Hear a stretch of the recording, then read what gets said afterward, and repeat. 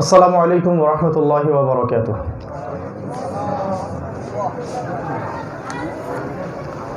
ইন্নাল হামদুলিল্লাহ নাহমাদুহু ওয়া নাস্তাঈনুহু মান ইয়াহদিহিল্লাহু ফালা মুদিল্লা লাহু ওয়া মান ইউদ্লিল ফালা হাদিয়া লাহু ওয়া নাশহাদু আন লা ইলাহা ইল্লাল্লাহ ওয়াহদাহু লা শারীকা লাহু ওয়া নাশহাদু আন্না মুহাম্মাদান আবদুহু ওয়া রাসূলুহু আম্মা বা'দ।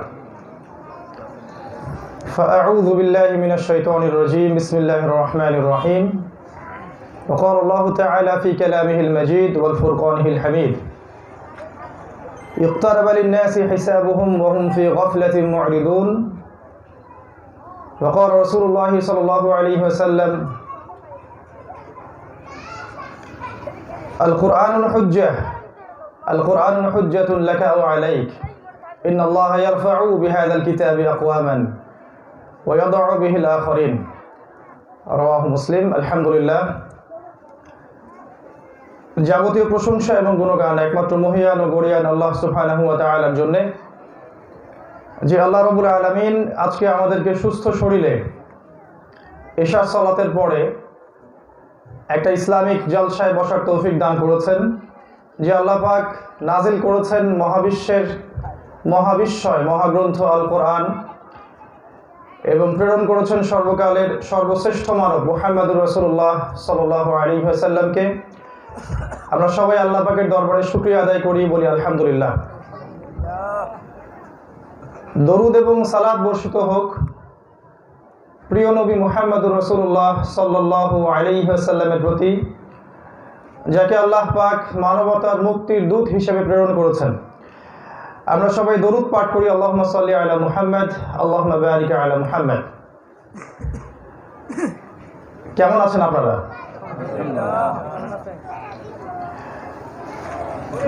আমরা প্রথমেই আল্লাহর কাছে দোয়া করছি যে আজকের এই মাহফিলটা যে যুবক ভাইয়েরা উদ্যোগ নিয়ে আজকে করেছেন, শ্রম দিয়েছেন, অর্থ দিয়েছেন, মেধা দিয়েছেন, সময় দিয়েছেন, আল্লাহ পাক তাদের এই কাজের বিনিময়ে আল্লাহর পথে তাদেরকে কবুল করুন, আল্লাহুম্মা আমিন। এবং জান্নাতুল ফিরদাউসে রাসূলুল্লাহ সাল্লাল্লাহু আলাইহি ওয়াসাল্লামের সাথে থাকার তৌফিক দান করুন, আল্লাহুম্মা আমিন। প্রিয় দ্বীনী ভাইয়েরা, উপস্থিত মুরব্বী কেরাম, উলামায়ে কেরাম এবং পর্দার আড়ালে মা বোনেরা, আজকে ইনশাআল্লাহ তাআলা একটা গুরুত্বপূর্ণ বিষয় নিয়ে আপনাদের সাথে কথা বলবো। আজকের টপিকটা হচ্ছে বর্তমান মুসলিম উম্মার অবস্থা, সমস্যা, সমাধান এবং উত্তরণের পথ এবং আখিরুজ্জামান সম্পর্কে প্রাসঙ্গিক কিছু কথা। আমি আলোচনা শুরু করতে চাচ্ছি পবিত্র কোরআনুল কারীমের একটা আয়াত থেকে।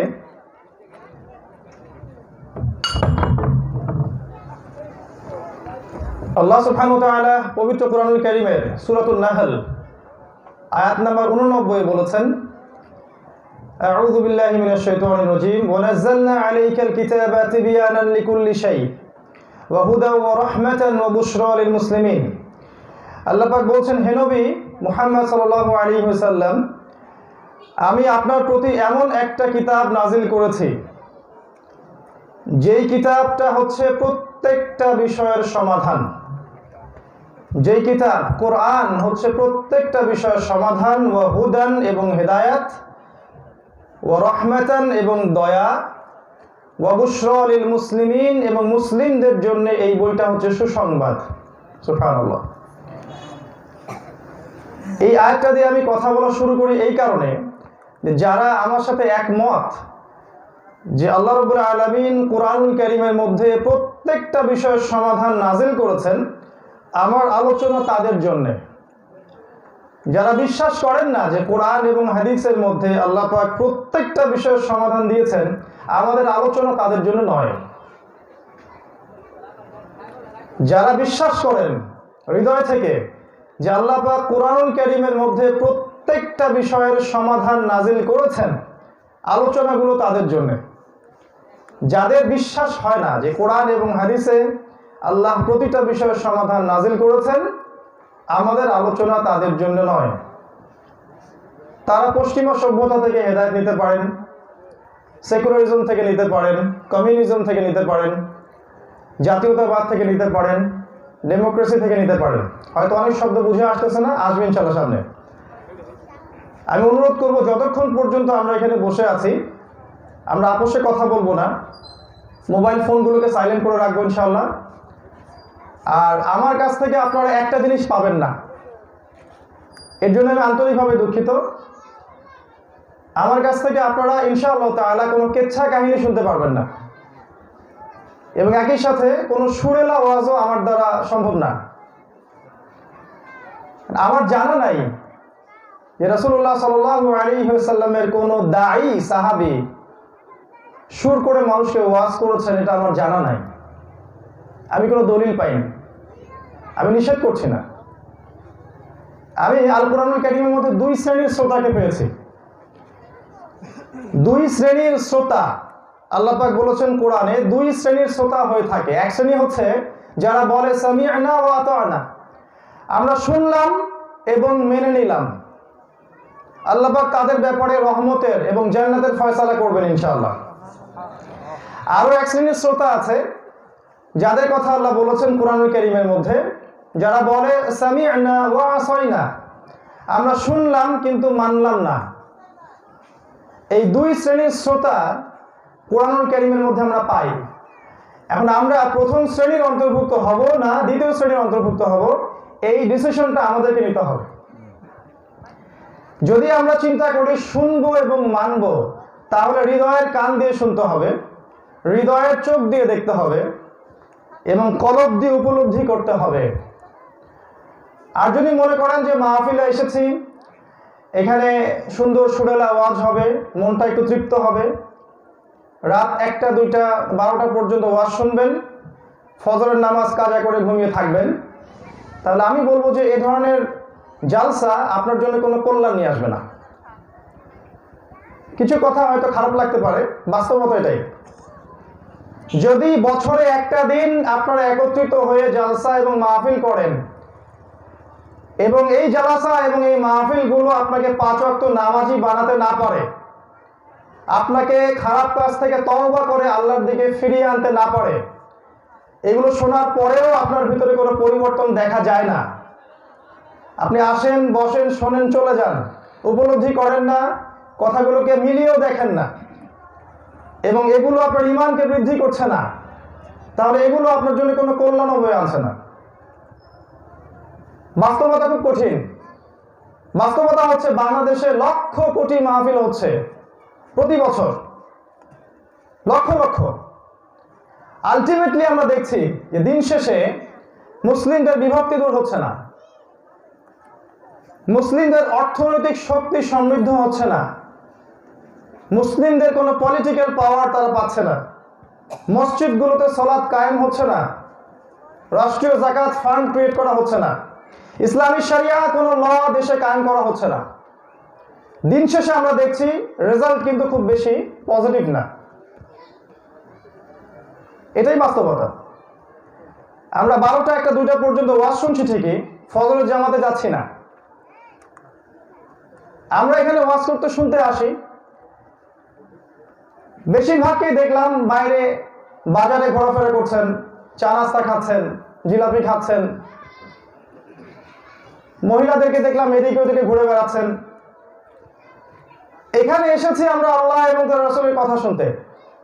এখানে যেই কথা বলুক না কেন, আমি বা অন্য বড় কোনো আলেম বা আরো বড় কোনো আলেম, যদি তিনি কোরআন এবং সুন্নাহ থেকে কথা বলে থাকেন, সেই কথাটা শুনে মানা আপনার উপর ওয়াজিব। আর যদি আপনি শুধু শোনার জন্যই আসেন, মানার জন্য না আসেন, তাহলে এই রাতের কষ্ট, এই মাহফিল আপনার জন্য দীর্ঘমেয়াদী কোনো সাফল্য বয়ে আনবে না। এটাই বাস্তবতা। আমি আমার আলোচনার টপিকে যাচ্ছি। আল্লাহ সুবহানাহু ওয়া তাআলা পবিত্র কোরআনুল কারীমের সূরাতুল কাহফের 54 নম্বর আয়াতে, সূরাতুন নাহলের 89 নম্বর আয়াতে একটা কথা স্পষ্ট করেছেন যে আল্লাহ রাব্বুল আলামিন বলছেন, হে নবী মুহাম্মদ সাল্লাল্লাহু আলাইহি ওয়াসাল্লাম, আমি আপনার প্রতি এমন একটা কিতাব নাজিল করেছি যেই বইটা প্রত্যেকটা বিষয়ের সমাধান। আপনি কি বিশ্বাস করেন যে আল কোরআন প্রতিটা বিষয়ের সমাধান? কারা কারা বিশ্বাস করেন যে কোরআনে প্রত্যেকটা বিষয়ের সমাধান আছে? মাশাআল্লাহ, আপনারা সবাই দেখি মৌলবাদী। একজন মানুষ, যে ব্যক্তি এটা বিশ্বাস করতে পারেনি যে কোরআন এবং হাদিসের মধ্যে আল্লাহ রাব্বুল আলামিন প্রতিটা বিষয়, ব্যক্তিগত সমস্যা, পারিবারিক সমস্যা, সামাজিক সমস্যা, অর্থনৈতিক সমস্যা, ইভেন পলিটিক্যাল রাজনৈতিক সমস্যার সমাধান রেখেছেন, এই বিশ্বাস যার ভিতরে নাই, তাকে আমরা পরিপূর্ণ মুসলিম বলতে পারি না। দুঃখিত। এটাই কোরআনের হেদায়েত। ওয়ামান লাম ইয়াহকুম বিমা আনজালাল্লাহ ফাউলাইকা হুমুজ জালিমুন ফাউলাইকা হুমুল ফাসিকুন ফাউলাইকা হুমুল কাফিরুন। আল্লাহ পাক বলেছেন, যারা আল্লাহ সুবহানাহু ওয়া তাআলার আইন, বিচার, শাসন এটা বাস্তবায়ন করছেন না, আল্লাহ পাক বলেছেন ফাউলাইকা হুমুজ জালিমুন, তারা জালেম। এটা আল্লাহর কথা। যদি আপনার কোনো আপত্তি থেকে থাকে, আপনি পরকালে আল্লাহকে ধরবেন। সূরাতুল মাইদা আয়াত নম্বর 44, আয়াত নম্বর 45, আয়াত নম্বর 47 বাসায় গিয়ে অনুগ্রহ করে খুলে দেখবেন। আল্লাহ পাক সূরা কাহফের মধ্যে বলেছেন 54 নম্বর আয়াতে, ওয়ালাকাদ সাররাফনা ফি হাযাল কুরআন লিন-নাস মিন কুল্লি মাসাল। আমি এই কোরআনের মধ্যে মানব জাতির জন্য প্রত্যেকটা বিষয়ের সমাধান নাজিল করেছি। ওয়া কানাল ইনসানু আকসারা শাইইন জাদালা, কিন্তু মানুষ বেশিরভাগ বিষয়ে বিতর্ক করতে বেশি পছন্দ করে। সূরা বনী ইসরাঈল আল্লাহ পাক বলেছেন, ফাআবা আকসারুন নাস ইল্লা কুফুরা, মানুষ অস্বীকার করে থাকে এবং কুফরি করে থাকে।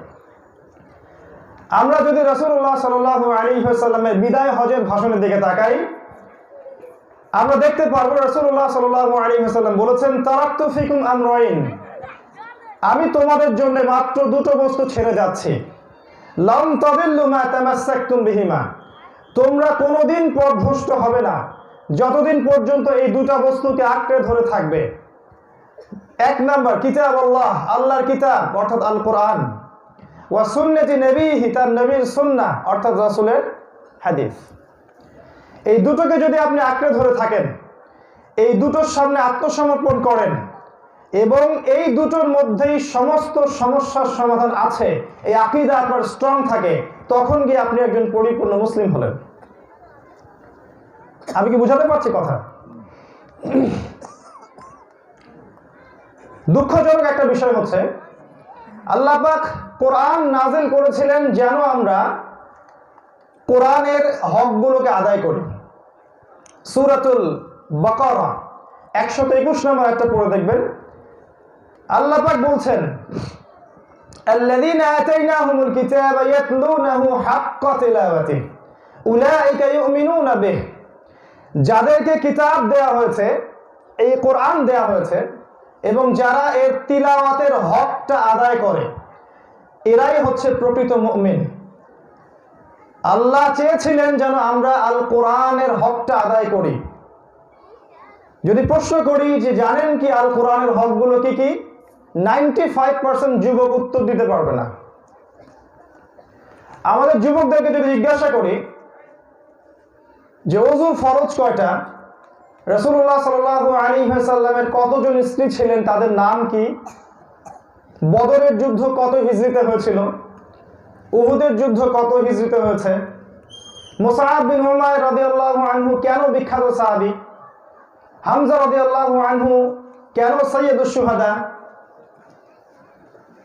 বা আল কোরআনের 10টা সূরার নাম বলেন দেখি। আমার মনে হয় 90% যুবক এগুলোর উত্তর দিতে পারে না। আপনি কি মনে করছেন এই যুবক শ্রেণী আল্লাহর পথে জিহাদ করবে?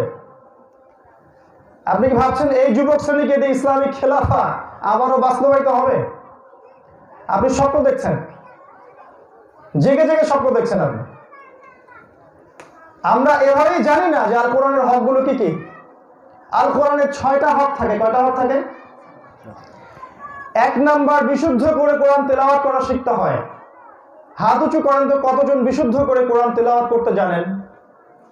মদ মাখরাজ তাজবিদ সহ বিশুদ্ধ করে কোরআন তেলাওয়াত করতে পারেন? কনফিডেন্স আছে কাদের? আমি যদি প্রশ্ন করি যে আপনারা হাত উঠান, কতজন আল কোরআনের জন্য জীবন দিতে চান, আপনারা কি হাত তুলবেন না?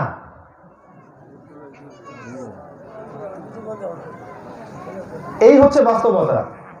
আমরা আল কোরআনের জন্য জীবন দিতে চাই প্রিয় ভাইরা, কিন্তু আমরা আল কোরআন পড়তে জানি না। আমরা আল কোরআনের জন্য জীবন দিতে চাই, কিন্তু আল কোরআনের অর্থটা বুঝি না। আমরা কোরআনকে মহব্বত করি, ভালোবাসি, চুমু খাই, ঘরের সব উঁচু জায়গায় রেখে দেই, কিন্তু কোরআনের আদেশগুলোকে মেনে চলি না। আমরা কোরআনের আইন শাসন বাস্তবায়িত হোক মন থেকে চাই, কিন্তু কোরআনের কোনো নিষেধ আমরা বর্জন করছি না। আমরা কোরআনকে খুবই মহব্বত শ্রদ্ধা করি, আমরা চাই যে কোরআন পরকালে আমাদের জন্য সুপারিশ করুক, কিন্তু কোরআনুল কারীমের দাওয়াত আমরা মানুষের কাছে প্রচার করি না। এবং সর্বোপরি আল কোরআনের শাসন, আইন, হুদুদ, কিসাস এগুলো বাস্তবায়নের জন্য আমাদের ঐক্যবদ্ধ কোনো প্রচেষ্টা নাই। এই ছয়টাই হচ্ছে আল কোরআনের হক। 1 নাম্বার, বিশুদ্ধ করে কোরআন পড়তে শিখতে হবে। নিয়াত করেন আগামী রমাজান আসার আগেই পড়াটা শিখবেন ইনশাআল্লাহ তাআলা।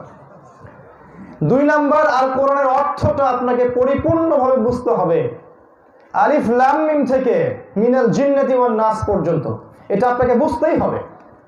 নিয়াত করেন মৃত্যুর আগ পর্যন্ত সময় থাকলো, এই সময়ের মধ্যে হলেও আপনাকে আল কোরআনের অর্থ বুঝতেই হবে। এটা শুধু আলেম ওলামাদের কাজ নয়।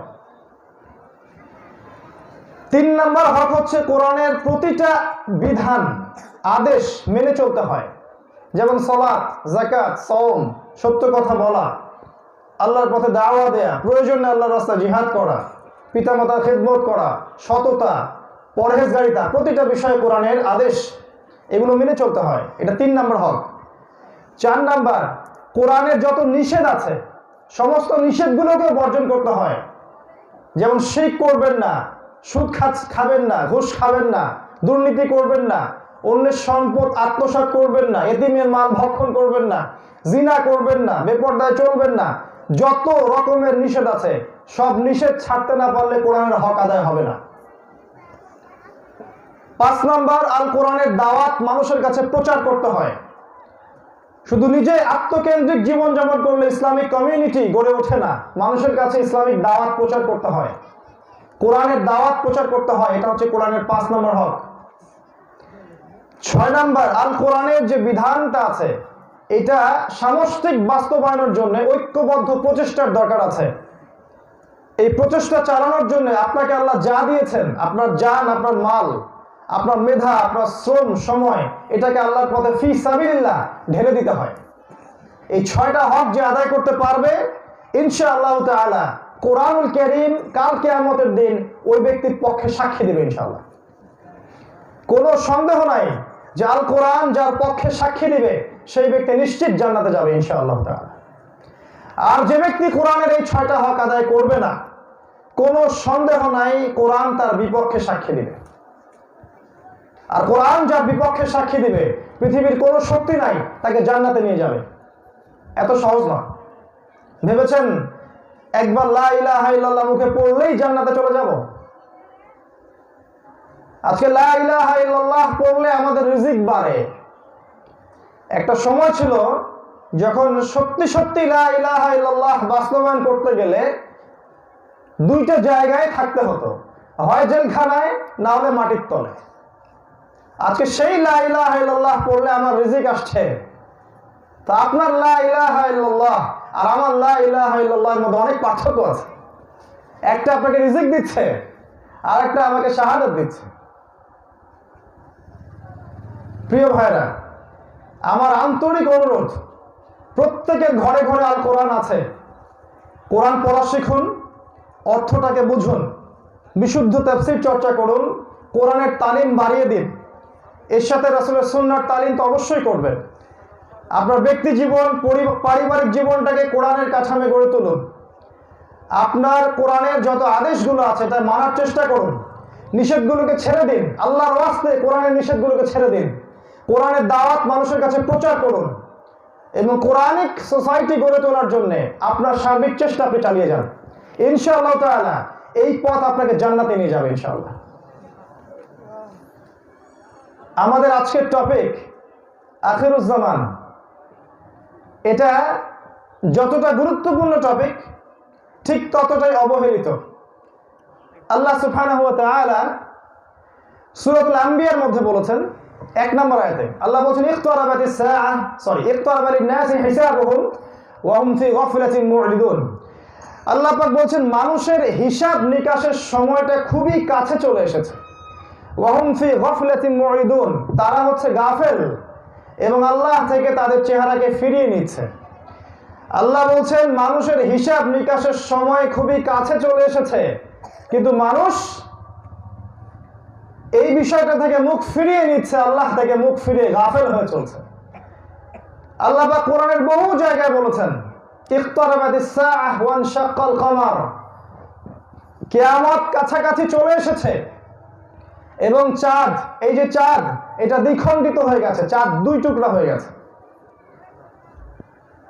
আল্লাহ পাক বলেন আল হাকুমুত তাকাসুর হাত্তা যুরতুমুল মাকাবির, প্রাচুর্যের দুনিয়ার মোহ তোমাদেরকে গ্রাস করেছে যতক্ষণ না তোমরা কবরে পৌঁছে যাচ্ছ।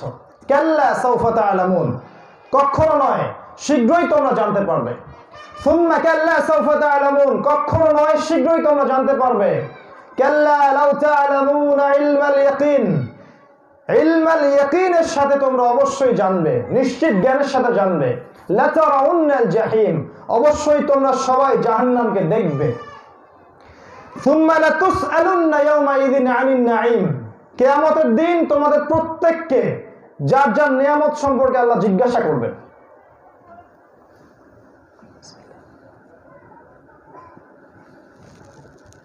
কোরআনের প্রচুর আয়াত আছে ইযা যুলজিলাতিল আরদু জিলজালাহা, যখন পৃথিবী প্রবলভাবে কম্পিত হবে। ওয়া আখরাজাতিল আরদু আসকালাহা, পৃথিবীর তলে যত সম্পদ আছে, খনি আছে, সব বের হয়ে আসবে। ইযা শামসু কুওয়িরাত, যখন সূর্য আলোহীন হয়ে যাবে।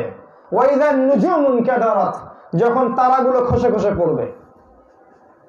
যখন বন্য প্রাণীরা একত্রিত হয়ে যাবে, যখন জীবন্ত পথিত কন্যা সন্তানকে জিজ্ঞাসা করা হবে বিআইয়ি যামবিন কুতিলাত, কি জন্য তোমাকে হত্যা করা হয়েছিল।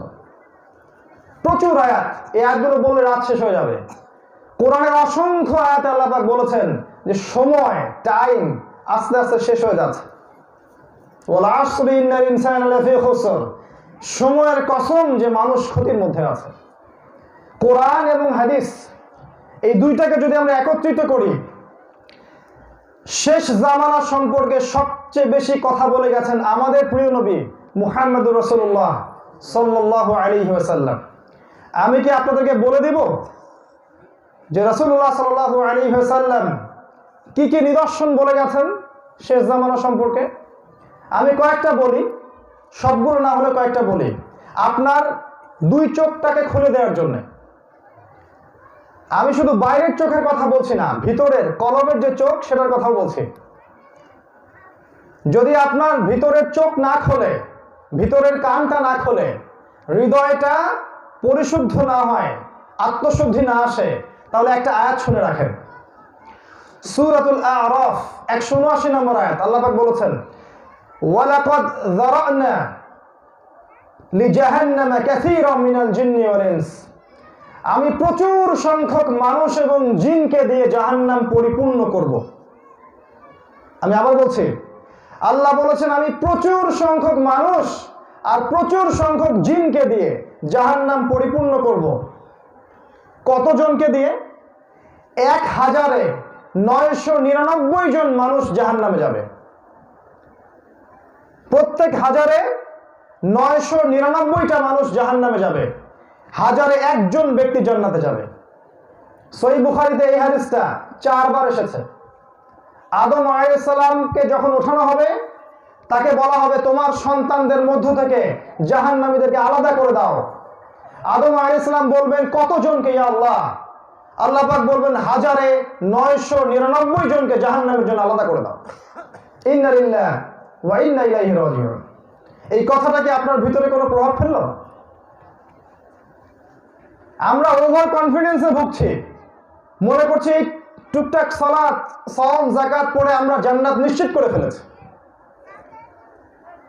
আমাদের চলাফেরা দেখলে মনে হচ্ছে ইসলাম কায়েম হয়ে গেছে, ইসলামের কোনো সমস্যাই বাকি নাই, নিশ্চিন্তে দিব্যি নাক ডেকে ঘুমাচ্ছি আমরা। দুনিয়া আর দুনিয়া, কি আলেম আর কি জালেম, সবারই চিন্তা এখন দুনিয়া। বিশ্বের যেদিকে তাকাবেন সেদিকেই দেখবেন মুসলিমদের রক্ত ঝরছে। বিশ্বের যেদিকে তাকাবেন সেদিকে দেখবেন মুসলিমদেরকে আজকে অপমানিত করা হচ্ছে, লাঞ্ছিত করা হচ্ছে, ওদের সম্পদ কেড়ে নেওয়া হচ্ছে, পাখির মতো বোম্বিং করে বাচ্চাগুলোকে হত্যা করা হচ্ছে। আর আমাদের চলাফেরা দেখলে মনে হয় যে সারা বিশ্বে ইসলামী খেলাফা কায়েম হয়ে গেছে।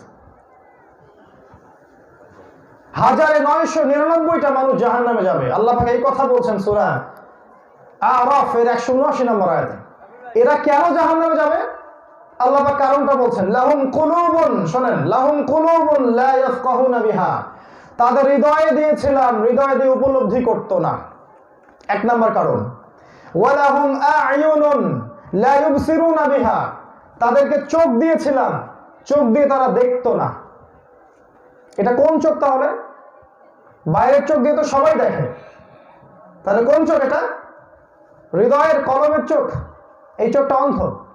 ওয়ালাহুম আযানুন লা ইয়াসমাউনা বিহা, তাদের কান ছিল, কান দিয়ে শুনতো না। কোন কান?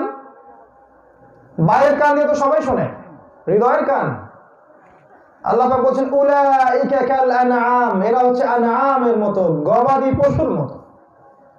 আমার কথা না, মন খারাপ করবেন না, আল্লাহ বলেছেন উলাইকা কাল আনআম, এরা গবাদি পশুর মতো।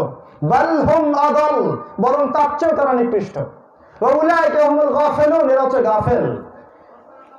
তাই কোরআন এবং সুন্নাহ এর বিধান, এর হেদায়েত, এর রহমত, শেষ জামানা, বর্তমান প্রেক্ষাপট, এই সমস্ত বিষয় সম্পর্কে যারা গাফেল, আল্লাহ পাক বলেছেন এরা হচ্ছে জাস্ট লাইক ক্যাটলস, এরা হচ্ছে গবাদি পশুর মতো।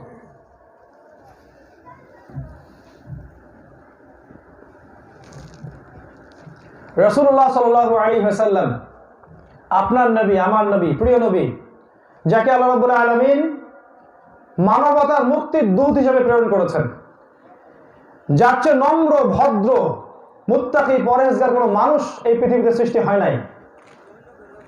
তিনি আপনার জন্য আর আমার জন্য হাদিসের পাতায় পাতায় কিয়ামতের শেষ দিন পর্যন্ত কি হবে আর কি না হবে সমস্ত কিছু ব্যাখ্যা করে গেছেন, সমস্ত কিছু। আমরা যখন হাদিসগুলো পড়ি শেষ জামানার, আমরা অবাক হয়ে যাই যে রাসূলুল্লাহ সাল্লাল্লাহু আলাইহি ওয়াসাল্লাম এত স্পষ্ট করে কেমন করে বলতে পারেন।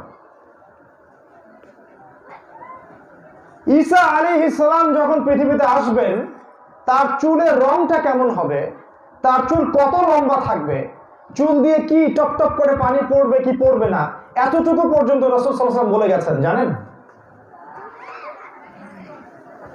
ইমামুল মাহদির সাথে যে ঘোড়সাওয়াররা থাকবে, এই ঘোড়সাওয়ারদের নাম কি, তাদের বাবার নাম কি, এইটা পর্যন্ত নবী সাল্লাল্লাহু আলাইহি ওয়াসাল্লাম বলে গেছেন। 1400 বছর আগে তিনি বলে গেছেন যুগ যুগে কি কি হবে, কি কি হতে যাচ্ছে। দুঃখজনক হচ্ছে কোরআন সুন্নাহ হাতে থাকার পরেও আমরা কোরআন এবং সুন্নাহকে দিয়ে বিশ্বকে চ্যালেঞ্জ করতে পারছি না। এর চেয়ে দুঃখের কোনো জায়গা আমার কলিজার মধ্যে নাই। এই বিষয়ে আমি খুবই আপসেট। কোরআন এবং সুন্নাহ হাতে থাকার পরেও আমরা বিশ্বের রাজনীতিকে চ্যালেঞ্জ করতে পারছি না, আমরা ইসরায়েলকে চ্যালেঞ্জ করতে পারছি না, আমরা আমেরিকাকে চ্যালেঞ্জ করতে পারছি না, আমরা ওদের পশ্চিমা সভ্যতাকে চ্যালেঞ্জ করতে পারছি না, ওদের অর্থনীতিকে চ্যালেঞ্জ করতে পারছি না, আমরা ওদের যত প্ল্যান, ওদের মিডিয়া, প্রযুক্তি, এগুলোকে চ্যালেঞ্জ করতে পারছি না। আমাদের হাতে কোরআন আছে এবং সুন্নাহ আছে, এর চেয়ে দুঃখের কিছু হতে পারে না। আফসোস, রাসূল সাল্লাল্লাহু আলাইহি ওয়াসাল্লাম সব বলে গেছেন। আজকে আমি কয়েকটা মেজর কথা আপনাকে বলছি। জীবনের একদম শেষ দিকে রাসূল সাল্লাল্লাহু আলাইহি ওয়াসাল্লামের মৃত্যুর মাত্র 81 দিন আগে তিনি মসজিদে বসে আছেন। একজন মানুষ মসজিদে ঢুকলেন ধবধবা সাদা কাপড় পরে। রাসূলুল্লাহ সাল্লাল্লাহু আলাইহি ওয়াসাল্লাম সাহাবায়ে কেরামকে নিয়ে বসে আছেন, তিনি ঢুকলেন, ঢুকে রাসূলের পায়ের সাথে পা লাগিয়ে বসলেন। বসে নবীকে প্রশ্ন করছেন, হে মুহাম্মদ সাল্লাল্লাহু আলাইহি ওয়াসাল্লাম, ইসলাম কাকে বলে? ঈমান কাকে বলে, ইহসান কাকে বলে, কিয়ামত কবে হবে? 4টা প্রশ্ন করলেন। ইসলাম কাকে বলে? নবীজি বললেন ইসলাম হচ্ছে তুমি আল্লাহ ছাড়া কারো ইবাদত করবে না এবং আমাকে শেষ নবী বলে বিশ্বাস করবে, সালাত কায়েম করবে, যাকাত দিবে, রমজান মাসে রোজা রাখবে এবং সামর্থ্য হলে হজ করবে। ইসলাম। ঈমান কাকে বলে? নবীজি বললেন ঈমান হচ্ছে আল্লাহর প্রতি বিশ্বাস, ফেরেশতাগণের প্রতি বিশ্বাস, রাসূলগণের প্রতি বিশ্বাস, তাকদীরের ভালো মন্দের প্রতি বিশ্বাস, পরকালের জীবনে বিশ্বাস, আর একটা আসমানি কিতাব সমূহের প্রতি বিশ্বাস। তিনি বললেন ইহসান কাকে বলে? নবীজি বললেন ইহসান হচ্ছে তুমি এমন ভাবে আল্লাহর ইবাদত করবে যেন তুমি আল্লাহকে দেখতে পাচ্ছো, আর যদি তুমি আল্লাহকে দেখতে না পারো জেনে রাখবে আল্লাহ তোমাকে দেখছেন, এটা নাম ইহসান। 4 নম্বর প্রশ্ন করলেন কিয়ামত কবে হবে? 4 নম্বর প্রশ্নটা কি ছিল? কিয়ামত কবে হবে। এই প্রশ্নের কি দরকার ছিল? এর উত্তরটা জানার এজন্য দরকার ছিল যাতে করে সেই নিদর্শনগুলো যদি আমাদের জানা থাকে তাহলে আমরা প্রস্তুতি গ্রহণ করতে পারবো, তাই নয় কি? যদি আমরা আলামতগুলো জানতে পারি, বুঝতে পারি, আমরা প্রস্তুতি গ্রহণ করতে পারবো। এই জন্য 4 নম্বর প্রশ্ন তিনি করলেন কিয়ামত কবে, মাতা সাআ, কিয়ামত কবে হবে। নবীজি বললেন এই ব্যাপারে আপনিও যেমন কিছু জানেন না, আমিও আসলে তেমন কিছু জানি না। এক্স্যাক্টলি কত সালে, কোন দিন, কি বারে কিয়ামত হবে আমরা জানি না। তখন তিনি প্রশ্ন করলেন আখবিরনি আন আমারাতিহা, তাহলে আমাকে কিছু আলামত বলে দিন। তখন নবী সাল্লাল্লাহু আলাইহি ওয়াসাল্লাম এই হাদিসে 2টা আলামত বললেন মাত্র। এটা দিয়ে আমি শুরু করতে চাচ্ছি। নবীজি 2টো আলামত বললেন। 1 নাম্বারটা তিনি বললেন ওয়া আনতারাল হুফাতাল উরাতাল আলাতা রিয়া আশ-শাই ইয়াতাতাওয়ালুনা ফিল বুনিয়ান। খুব ভালো করে শোনেন। নবীজি প্রথম বললেন কিয়ামতের নিদর্শন হচ্ছে সমাজের এমন শ্রেণীর মানুষ যাদের পায়ে জুতা ছিল না, যাদের দেহে কাপড় ছিল না, যারা রাখাল শ্রেণীর মানুষ ছিল, দরিদ্র, হত দরিদ্র মানুষ, এরা উঁচু উঁচু বিল্ডিং নির্মাণের প্রতিযোগিতা করবে। ফান্তাজির সাআ, তখন কিয়ামতের অপেক্ষা করো। আপনি কি এটা দেখতে পারেন? সমাজের সবচেয়ে নিম্ন শ্রেণীর মানুষ, যাদের টাকা পয়সা ছিল না, ধন সম্পদ ছিল না, একদম নিম্ন শ্রেণীর, নগ্ন পদের রাখাল শ্রেণীর মানুষ, এরা উঁচু উঁচু বিল্ডিং নির্মাণের প্রতিযোগিতা করবে। এটাকে আপনি দেখতে পান? আজকের এই যে বিশ্ব, এই বিশ্ব ব্যবস্থার দিকে তাকান। কি পশ্চিমা বিশ্ব, কি আরব বিশ্ব, কি আমাদের বাংলাদেশ, কি ইন্ডিয়া, পাকিস্তান, সব দেশ বিল্ডিং, রাইজিং বিল্ডিং। এই রাইজিং বিল্ডিং গুলো কি আমাদের স্পষ্ট নিদর্শন, স্পষ্ট, জাজল্যমান। আজকে থেকে 100 বছর আগে এগুলো ছিল না। এই বিগত 100 বছরে প্রত্যেকটা শহর নগরায়নের নামে আপনি দেখবেন আপনি এখানে শ্বাস নেওয়ার জায়গা পাবেন না, খালি বিল্ডিং আর বিল্ডিং। আর নগ্ন পদের দরিদ্র মানুষরা কেমন করে বিল্ডিং তৈরি করতে পারে? উত্তর রিবা, সুদ, সুদ, রিবা। সুদী ব্যাংক থেকে লোন নেওয়ার মাধ্যমে তারা এটা করতে পারে। এবং প্রতারণা, দুর্নীতি, কালোবাজারি, জোচ্চুরি, জোরজার মুলুকতার, জমি দখল, অন্যায়, পাপাচার, জুলুমের বলে তারা এটা করতে পারবে। অন্য কোনো হালাল পথে এটা করা সম্ভব না। এই জন্য নবী সাল্লাল্লাহু আলাইহি ওয়াসাল্লাম বলেছেন প্রথম আলামত এইটা। দ্বিতীয়টা কি? নবীজি বললেন ওয়াইদা তালিদাল আমাতু রাব্বাতুহা, যখন দেখবে দাসী তার মনিবকে জন্ম দিচ্ছে। দাসী তার মনিবকে কেমন করে জন্ম দিতে পারে? 2টা ব্যাখ্যা। একটা হচ্ছে পিতা মাতার সাথে এমন আচরণ করা হবে। প্রিয় মায়েরা, বোনেরা এবং বাবারা ভালো করে শোনেন, পিতা মাতার সাথে এমন আচরণ করা হবে যেমন আচরণ মানুষ চাকর চাকরানির সাথেও করে না। এটা কিয়ামতের আলামত। এটা কি দেখতে পারেন? ঘরে ঘরে, ঘরে ঘরে, ঠিকই বলেছেন আপনি। আরেকটা ব্যাখ্যা আছে। ব্যাখ্যাটা হচ্ছে কিয়ামতের আরেকটা নিদর্শন হচ্ছে সমাজে মেয়েদের সংখ্যা বাড়তেই থাকবে আর ছেলেদের সংখ্যা কমতে থাকবে। সমাজের মেয়েরা এমন সব পোশাক পরে রাস্তাঘাটে ঘুরবে যে পোশাক পরার পরেও তারা নগ্ন হয়ে থাকবে। তাদের পরনের কাপড়টা হবে এত আঁটোসাঁটো, এত পাতলা যে আপনি বাইরে থেকে ভিতরের সব অঙ্গ দেখতে পারবেন, অথবা শরীরের সমস্ত কাঠামো আপনি বুঝতে পারবেন।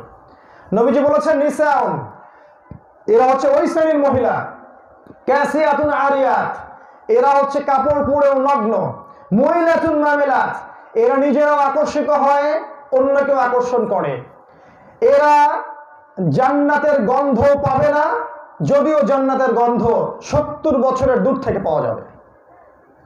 এই মহিলারা যখন সমাজে বের হবে তখন সমাজে জিনা বাড়তে থাকবে, ব্যভিচার বাড়তে থাকবে, ধর্ষণ বাড়তে থাকবে, সামাজিক অবক্ষয় হবে। তখন দেখবেন পারিবারিক সম্পর্কটা নষ্ট হয়ে যাচ্ছে, বৈবাহিক সম্পর্কগুলো নষ্ট হয়ে যাবে। আর এই মেয়েরা যখন ফ্যামিলিস্ট রেভলিউশন, আপনারা বোঝেন কিনা, যে নারী অধিকার আন্দোলনের নামে মেয়েদেরকে যে বেপর্দা করে নিয়ে আসা এবং নারীকে পুরুষের প্রতিপক্ষ হিসেবে দাঁড় করানো, যত জায়গায় আপনি দেখবেন পুরুষেরা নারীর জায়গায় চলে যাচ্ছে আর নারীরা পুরুষের জায়গায় চলে যাচ্ছে। কর্মক্ষেত্রে যাবেন সেখানে প্রথম সারিতে নারী, ব্যাংকে যাবেন প্রথম সারিতে নারী, অন্য যে কোনো জায়গায় যাবেন, পলিটিক্সে যাবেন প্রথম কাতারে নারী, ফ্যামিলিতে প্রথম কাতারে নারী, সমাজের নেতৃত্ব প্রথম কাতারে নারী। এই যে ফ্যামিলিস্ট রেভলিউশনে ধোকায় পড়ে যখন নারীরা এইভাবে অবাধে বিচরণ করবে তখন পারিবারিক কাঠামো ভেঙে যাবে। তখন এই মেয়েরা সন্তান জন্ম দেওয়ার ক্ষমতা হারাবে। তখন সন্তান জন্ম দেওয়ার জন্য কি করা লাগবে? ওই যে আরব বিশ্ব যা করছে, আরব বিশ্ব কি করছে? আরব বিশ্ব আমাদের মতো দরিদ্র যে দেশগুলো আছে এই দেশ থেকে মেয়েদেরকে হায়ার করছে, মেয়েদেরকে রিজার্ভ করছে, হায়ার করছে 9 মাসের জন্য, 1 বছরের জন্য। এবং এই মেয়ের গর্ভে তারা তাদের শুক্রাণুকে পুশ করছে এবং তাদের গর্ভে তারা সন্তান জন্ম দিতে তাদেরকে বাধ্য করছে। এক পর্যায়ে 9 মাস 10 মাস পর যখন সন্তানটা হচ্ছে, এই সন্তানটা কার সন্তান? ওই মালিকের সন্তান। এই হচ্ছে দাসী তার মনিবকে জন্ম দিবে। আমি কি বুঝাতে পারলাম? মনে হয় বুঝাতে পারি নাই। ফ্যামিলিস্ট রেভলিউশনে ধোকায় পড়ে মেয়েরা যখন তাদের নারীত্বটা হারাবে তখন তারা সন্তান জন্ম দেওয়ার ক্ষমতা হারাবে। তখন সন্তান জন্ম দেওয়ার জন্যে দরিদ্র দেশ থেকে মেয়েদেরকে হায়ার করতে হবে, রিজার্ভ করতে হবে। এই মেয়েদের গর্ভে সন্তান জন্ম দিতে হবে। সন্তান জন্ম দেওয়ার পরে মেয়েদের দায়িত্ব শেষ, সন্তান চলে আসলো তার মালিকের কাছে। আর ওই যে দাসী তার মনিবের সন্তান জন্ম দিল। নবী যেটা বলেছেন 1400 বছর আগে। আজকে সিঙ্গাপুরে এটা চলছে, ইন্দোনেশিয়া চলছে, আরব কান্ট্রিতে এগুলো চলছে, ওই পশ্চিমা সভ্যতা এগুলো চলছে। ওরা বাচ্চা জন্ম দেওয়ার সময় পায় না, বাংলাদেশ থেকে, পাকিস্তান থেকে, মিয়ানমার থেকে মেয়েদেরকে হায়ার করে, তাদের গর্ভের মধ্যে স্পার্ম মানে শুক্রাণু পুশ করে এবং সেখানে সন্তান জন্ম হয়। এই বাচ্চাটা হচ্ছে ওই মনিবের সন্তান আর ওই মেয়েটা হচ্ছে দাসী। নবীজি বলে গেছেন দাসী তার মনিবকে জন্ম দিবে, আজকে দিচ্ছে সেটা। নবী করিম সাল্লাল্লাহু আলাইহি ওয়াসাল্লাম আরো বলেছেন আখিরুজ জামান বা শেষ জামানার সবচেয়ে বড় নিদর্শনগুলোর মধ্যে অন্যতম হচ্ছে রিবা বা সুদ। তিনি বলেছেন সমাজের একটা মানুষকে খুঁজে পাওয়া যাবে না যার গায়ে সুদের ছিটা ফোঁটা গিয়ে লাগবে না। আপনার নবী মুহাম্মদ সাল্লাল্লাহু আলাইহি ওয়াসাল্লাম বলেছেন সুদের 70টা শাখা আছে পাপের, তার সবচেয়ে নিচের শাখা হচ্ছে সে যেন তার মায়ের সাথে জিনা করলো। আমি বলিনি ভাই, মন খারাপ করবেন না, আপনার নবী কথাটা বলেছেন। আমি মুহাম্মদ সাল্লাল্লাহু আলাইহি ওয়াসাল্লামের সিরা পড়েছি, খুব ভালো করে পড়েছি আলহামদুলিল্লাহ। তিনি এমন একজন মানুষ যিনি জিনা শব্দটা মুখ দিয়ে উচ্চারণ করতেও চান না, এতটা ভদ্র পবিত্র একজন মানুষ। আমি দলিল দিচ্ছি। একজন সাহাবী তার কাছে আসলেন, এসে বললেন ইয়া রাসূলুল্লাহ আমাকে পবিত্র করুন, আমি অন্যায় করেছি। নবীজি বললেন কি অন্যায় করেছো? সে বলল আমি একটা অন্যায় করেছি ইয়া রাসূলুল্লাহ, আমি আল্লাহর হুদুদ লঙ্ঘন করেছি, আমাকে শাস্তি দিন। নবীজি মুখটা ফিরিয়ে নিলেন, এভাবে তার দিকে তাকালেন না। সাহাবী আবার এদিকে আসলেন, নবীজি আবার চেহারা ঘুরিয়ে নিচ্ছেন, তাকাচ্ছেন না। একবার ডানে যায়, একবার বামে যায়, একবার পিছনে যায়। নবীজি শেষে বলছেন আবিকা মাজনুন, তুমি কি পাগল নাকি? বাসায় যাও, ইস্তিগফার করো, আল্লাহ মাফ করে দিবে। বাসায় যাও, ইস্তেগফার করো, আল্লাহ মাফ করে দিবেন ইনশাআল্লাহ। সেই সাহাবী বলছেন, না ইয়া রাসূলুল্লাহ, আমি অন্যায় করেছি, আমাকে পবিত্র তাহরিন ইয়া রাসূলুল্লাহ, আমাকে পবিত্র করুন। এবার নবীজি বলছেন সাল্লাল্লাহু আলাইহি ওয়াসাল্লাম, শোনেন, তুমি কি এমন কোনো কাজ করেছো, সুরমা দানির ভিতর থেকে সুরমা বের করার সময় আমরা যেভাবে সুরমা বের করি সেই রকম কোনো কাজ কি তুমি করেছো? ধরতে পারছেন কথা? নবী সাল্লাল্লাহু আলাইহি ওয়াসাল্লাম মুখ দিয়ে বললেন না তুমি কি জিনা করেছো, তিনি বললেন না, ওই শব্দটা তিনি উচ্চারণ করতে চাচ্ছিলেন না। তিনি বললেন সুরমা দানি থেকে সুরমা বের করার জন্য আমরা যেভাবে বের করি সেরকম কোনো কাজ কি তুমি করেছো? সাহাবী বলেন, হ্যাঁ ইয়া রাসূলুল্লাহ, আমি সেরকম কাজ করেছি। তখন তার হুদুদ কায়েম করা হলো। একজন সাহাবী যখন রজম করছেন, সাহাবী তার ব্যাপারে ভালো মন্দ বলছেন, কি একটা জঘন্য কাজ সে করলো, কি একটা জঘন্য কাজ সে করলো। আমাদের নবীজি বলছেন, না, ওর সম্পর্কে এত বাজে মন্তব্য করো না, কারণ সে এমন তওবা করেছে যে তওবা মদিনাবাসীর মধ্যে ভাগ করে দিলেও কমতে হবে, কম হবে। ওই ব্যক্তি এমন খাস তওবা করেছে, ওর তওবা আর পুরো মদিনাবাসীর তওবা দুই পাল্লা রাখা হলে ওর তওবার পাল্লা ভারী হবে। নবীজি জিনা শব্দটা মুখ দিয়ে বলতে চাইলেন না। আমি বলতে চাচ্ছি সেই নবীজি বলেছেন যে ব্যক্তি সুদ খায় সে যেন তার মায়ের সাথে জিনা করে। তিনি বলেছেন যে ব্যক্তি 1 দিরহাম সুদ খাবে সে যেন 36টা মেয়েকে ধর্ষণ করলো। 36টা মেয়ের সাথে জিনা করলে যে পাপ হয়, 1 দিরহাম সুদ খেলে সেই পাপ হবে। সহিহ বুখারী হাদিস। যদি আপনার আপত্তি থাকে আপনি হাউজে কাউসারে নবী সাল্লাল্লাহু আলাইহি ওয়াসাল্লামকে চেপে ধরবেন, কেন আপনি এই কথা বলে গিয়েছিলেন। তিনি আরো বলেছেন যে ফেরাউনের অনুসারীরা যখন জাহান্নামে যাবে তখন আমার উম্মতের সুদখোরদেরকে মারিয়ে তারা জাহান্নামে যাবে। আপনার নবী মুহাম্মদ সাল্লাল্লাহু আলাইহি ওয়াসাল্লাম আরো বলেছেন যে আমি যখন মেরাজে গিয়েছিলাম তখন দেখেছি সুদখোরদেরকে একটা রক্তের নদীর মধ্যে ফেলে পাথর নিক্ষেপ করে ওদের মাথাকে ফাটিয়ে দেওয়া হচ্ছে। তিনি আরো বলেছেন আমি এক শ্রেণীর সুদখোরকে দেখেছি যারা চক্রবৃদ্ধি হারে সুদ খেত, আদআফু মুদাআফা, চক্রবৃদ্ধি হারে সুদ খেত, ওদের পেটটা ফুলে ফেপে আছে এবং পেটের ভিতরে সাপ কিলবিল কিলবিল করছে। এই হাদিসগুলো শোনার পরেও যদি আপনি চান যে আপনি সুদের সাথে সম্পৃক্ত থাকবেন, দিস ইজ ইউর চয়েস, এটা আপনার চয়েস, আমি আপনাকে বাধ্য করতে পারি না। এতটুকু বলবো, শোনেন, সূরাতুল বাকারা আয়াত নাম্বার 275, 276, 278, 79 পড়ে দেখবেন আজকে গিয়ে।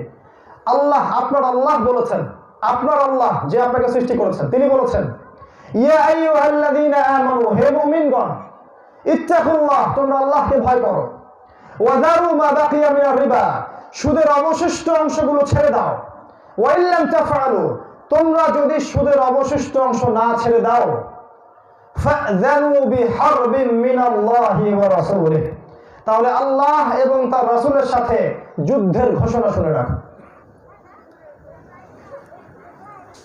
আমাদের উচিত ছিল আমরা আল্লাহ এবং তার রাসূলের পক্ষে নিয়ে যুদ্ধ করব, কিন্তু আমরা সুদের সাথে সম্পৃক্ত থাকার কারণে আলটিমেটলি আমরা আল্লাহ এবং তার রাসূলের বিরুদ্ধে যুদ্ধ করছি। আপনি জেনে করেন আর না জেনেই করেন, আপনি সেটাই করছেন। আল্লাহ পাক তাদের ব্যাপারে বলছেন খালিদিনা ফিহা, তারা জাহান্নামে চিরস্থায়ী হবে। তিনি আরো বলেছেন সুদখোরদেরকে কিয়ামতের দিন উঠানো হবে এমন ভাবে যেন ওদেরকে জিনে ধরেছে, কারণ তারা বলতো ইন্নামাল বাইউ মিসলুর রিবা, সুদ হচ্ছে ব্যবসার মতোই। ফাহাল্লাল্লাহুল বাইআ ওয়া হারামা রিবা, আর আল্লাহ পাক ব্যবসাকে হালাল করেছেন আর সুদকে হারাম করেছেন। তারা বলতো ব্যবসা সুদ একই জিনিস। নবী সাল্লাল্লাহু আলাইহি ওয়াসাল্লাম বলেছেন শেষ জামানায় একটা ব্যক্তিকে খুঁজে পাওয়া যাবে না যে ব্যক্তির গায়ে সুদের ছিটা ফোঁটা লাগবে না। তিনি বলেছেন আমি 4 শ্রেণীর মানুষকে অভিশাপ দিয়ে গেলাম। আপনার নবী অভিশাপ দিয়েছেন, যার চেহারাটা আপনাকে দেখানো হবে যখন আপনাকে কবরে শোয়ানো হবে, যার চেহারাটা আপনাকে দেখানো হবে, বলা হবে এই ব্যক্তিটাকে। বিশ্বাস করেন, যদি পৃথিবীতে কেউ রাসূলুল্লাহ সাল্লাল্লাহু আলাইহি ওয়াসাল্লামের কথা মেনে না চলে, অগ্রাহ্য করে, প্রত্যাখ্যান করে, কোশ্চেনকালেও সে উত্তর দিতে পারবে না এই ব্যক্তিকে। এত সহজ মনে করবেন না। মান রব্বুক, তোমার রব কে? পৃথিবীতে যারা আল্লাহর সাথে শিরক করছে সে কোশ্চেনকালে উত্তর দিতে পারবে না মান রব্বুক, বলতে পারবে না। মা দীনুক, তোমার দিন কি? আজকে যারা ইসলামকে তাদের পরিপূর্ণভাবে বাস্তবায়ন করতে পারে না, জীবনে ইসলামকে মূল্যায়ন করে না, ইসলাম শেখেরে মৌলবাদী, সন্ত্রাসী, জঙ্গি ইত্যাদি ইত্যাদি কথা বলে বেড়াচ্ছে, কোশ্চেনকালেও মা দীনুকা প্রশ্নের উত্তর দিতে পারবে না। আমরা বিশ্বাস করি না। আপনার নবী 4 শ্রেণীর মানুষকে অভিশাপ দিয়ে গেছেন। এক শ্রেণীর মানুষ যে নিজে সুদ খায়, দ্বিতীয় শ্রেণীর মানুষ যে সুদ দেয়, তৃতীয় শ্রেণীর মানুষ যে সুদের সাক্ষী থাকে, চতুর্থ শ্রেণীর মানুষ যে সুদের কথা লিখে রাখে। এই 4 শ্রেণীকে নিয়েই পুরো ব্যাংকিং সিস্টেম। আর এই পুরো ব্যাংকিং সিস্টেম লঞ্চ করা হয়েছে ওই পশ্চিমা সভ্যতা থেকে, এবং এর মূল হোতা হচ্ছে ইসরায়েল। এই ব্যাপারে আমাদের কোনো মাথা ব্যথা নাই। আমরা ওই মসজিদের কোনায় বসে সুবহানাল্লাহ, আলহামদুলিল্লাহ, আল্লাহু আকবার, কি মনে করেন আপনি? কি ভাবেন নিজেকে? এইটাই দিন মনে করেন? ইকোনমিক সেকশনে হালাল এবং ব্যবসা ভিত্তিক ইসলামিক অর্থনীতি প্রতিষ্ঠার কোনো স্ট্রাগলই নেই আমাদের মধ্যে, কোনো সংগ্রামই নেই। আর আমি যে বয়ানগুলো করছি, এই বয়ানগুলো যথেষ্ট না। আমি বলেই গেলাম, আপনারা শুনেই গেলেন, কিন্তু আমরা ঐক্যবদ্ধভাবে সুদের বিরুদ্ধে কিছু করতে পারলাম না। কিয়ামতের মাঠে আমাকেও আল্লাহ পাক ধরবেন, আপনাদেরকেও ধরবেন। মুশকিল, আমরা এখনো জাহান্নাম থেকে বের হতে পারি নাই। নবীজি বলেছেন শেষ জামানার একটা মানুষ খুঁজে পাওয়া যাবে না যার গায়ে সুদের ছিটা ফোঁটা গিয়ে লাগবে না। মানে যে বেঁচে থাকতে চাইবে তার গায়েও সুদের ছিটা ফোঁটা গিয়ে লাগবেই। এটা হচ্ছে কিয়ামতের বড় নিদর্শন। শোনেন, আজকে থেকে 100 বছর আগে ইউনিভার্সাল সুদ ছিল না। ইউনিভার্সাল কথাটা বোঝেন কিনা? বৈশ্বিক, বিশ্বের সমস্ত জায়গার মানুষ একসাথে সুদ খাচ্ছে, এমন বিশ্ব আগে কখনো ছিল না। আজকে থেকে 100 বছর আগে ইউনিভার্সাল জিনা, মানে বিশ্বের সমস্ত মানুষ জিনা করতেছে, এমন ছিল না। ইউনিভার্সাল শিরক, বিশ্বের সমস্ত মানুষই শিরক করতেছে একসাথে, এমন ছিল না। ইউনিভার্সাল খেলাফাগণ, মানে বিশ্বের পুরো বিশ্ব থেকে খেলাফা বাদ, বিশ্বের একটা জায়গা খুঁজে পাওয়া যাবে না যেখানে খেলাফা আছে, এরকম বিশ্ব আগে কখনো ছিল না। এই বিশ্ব বিগত 100 বছরের পৃথিবী আর আগের 1400-1500 বছরের পৃথিবী এক নয়। নবীজি বলেছেন আখিরুজ জামানের বড় নিদর্শন হচ্ছে জিনা, জিনা, জিনা। সমাজে জিনা বাড়তেই থাকবে আর বাড়তেই থাকবে, আর মানুষ জিনাকে হালাল মনে করবে। হালাল, মানুষ জিনা করবে কিন্তু জিনাকে হারাম মনে করবে না। নবীজি বলেছেন মানুষ সুদ খাবে, সুদকে হালাল মনে করবে না, হারাম মনে করবে না। মানুষ মদ খাবে, মদকে হারাম মনে করবে না। মানুষ গান বাজনা বাদ্যযন্ত্র শুনবে, এগুলোকে হারাম মনে করবে না। মানুষ অন্যায়, অশ্লীলতা, পাপাচার, রাত পার করবে, এগুলোকে হারাম মনে করবে না। নবীজি তাদের একটা সুসংবাদ দিয়েছেন।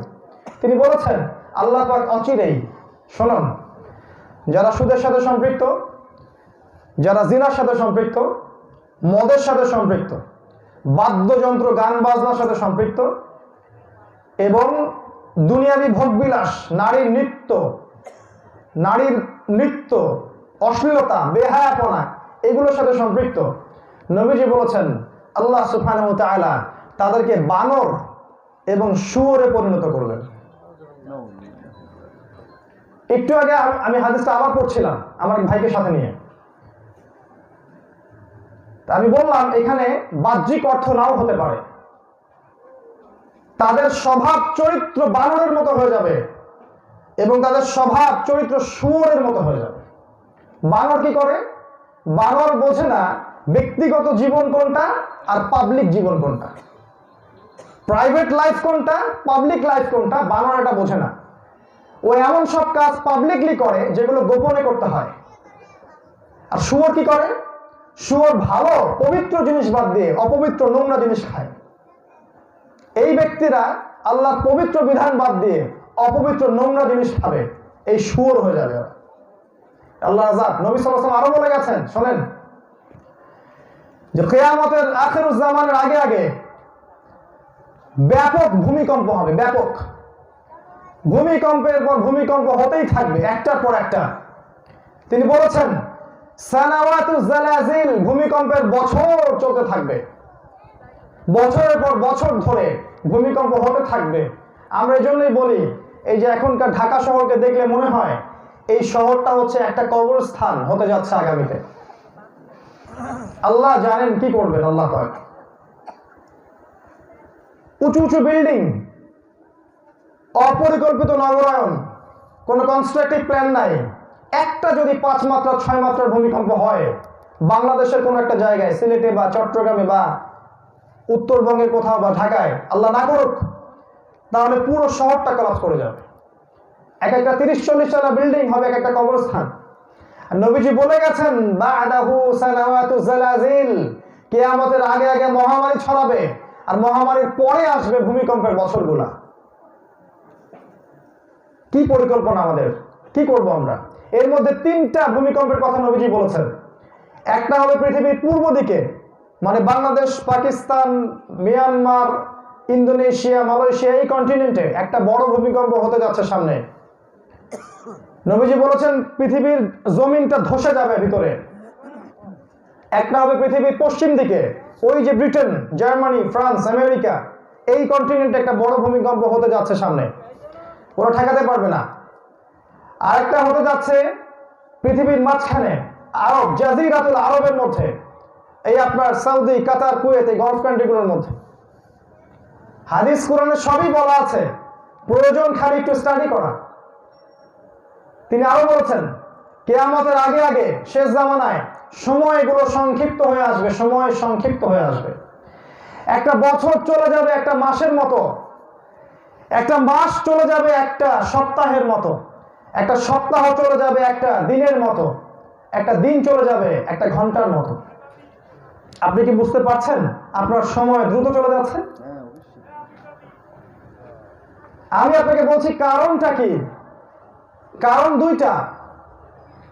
একটা হচ্ছে আল্লাহ পাক আমাদেরকে একটা সময়ের ফ্রেম দিয়েছিলেন, সুন্নাহ ফ্রেম।